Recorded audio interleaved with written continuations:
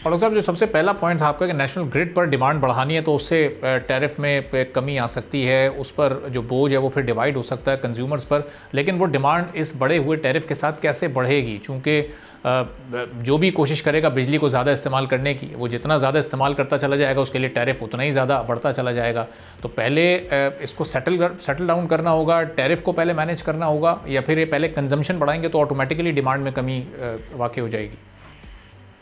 देखिए, ये ना एक विशियस साइकिल पाकिस्तान में बना हुआ है कि आपको इलेक्ट्रिसिटी प्राइसेस क्यों ज़्यादा हैं, क्योंकि ग्रिड की डिमांड कम हो रही है। ग्रिड की डिमांड क्यों कम है? क्योंकि आपकी इलेक्ट्रिसिटी प्राइसेस जो हैं वो ज़्यादा है। तो इस चीज़ को सॉल्व करने के लिए शायद थोड़ा सा इनोवेटिव सोच को आगे लेके आना होगा। मे बी अगेन मैं बता रहा हूँ कि आपका जो 50% कंज्यूमर है वो 200 यूनिट से कम बिजली यूज़ करता है और आप उसको सब्सिडाइज रेट पे इलेक्ट्रिसिटी जो है वो प्रोवाइड करते हैं।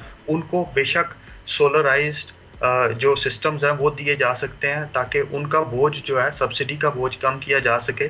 और ये जो सब्सिडी है ये शायद उन कंज्यूमर्स को दी जा सकती है या टैरिफ को नीचे लाया जा सकता है उन कंज्यूमर्स के लिए जो बिजली ज़्यादा कंज्यूम करते हैं, ख़ास तौर पे इंडस्ट्रियल कंज्यूमर्स। यहाँ पे एक चीज़ मैं वाज़ेह कर दूं कि इंडस्ट्री को डिस्टॉर्टिव सब्सिडी नहीं देनी चाहिए जैसे कि माजी में दी गई है, लेकिन सब्सिडी का मैकेनिज़्म कुछ ऐसा होना चाहिए ताकि वो रीजनली कम्पेटिटिव हो सके। वो कंज्यूमर्स जो अपनी एक्सपोर्ट्स बढ़ाते जाएं, इंडस्ट्रियल कंज्यूमर्स, उनके लिए इलेक्ट्रिसिटी का रेट जो है वो दर्जा बदर्जा जो है वो कम होता जाना चाहिए।